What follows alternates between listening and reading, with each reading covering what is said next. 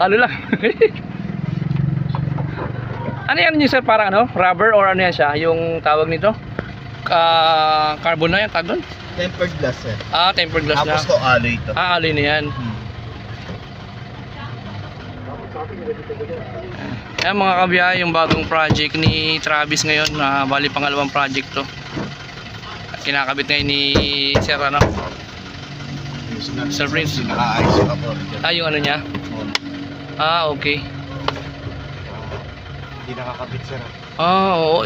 Luto sir. Oo nga eh. Ang gano'n kasi yan, kaya nagaganyan yan.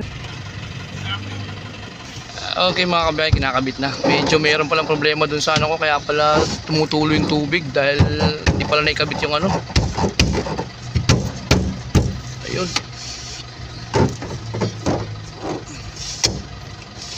Silat natin sir o ganyan na lang? Siguro mas maganda kung isilan ta, no? Para wala nang baklasan. Wala nang baklasan yun. Wala ka naman yata dahilan para baklasin sir. Wala naman. Oy. Isilan ta lang, no?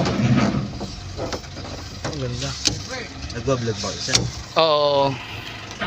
3.5 na lang daw, pre. Problema ko ano eh. Dahil mo naman problema.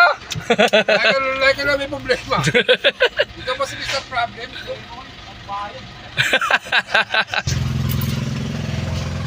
Ayan, sinilatan ni Sir Prince, no, sir, no? Ayan, Sir Prince. Pagka gusto nyo magpakabit, at kontakin nyo lang siya mamaya, ilalagay ko sa ano, sa comment section yung ano, yung kanyang pangalan tsaka yung contact number. Ayan, nagsi-service din siya. Anong bawas? Ayan, okay na. Open niya sa Salamat, prito sir. ng boss.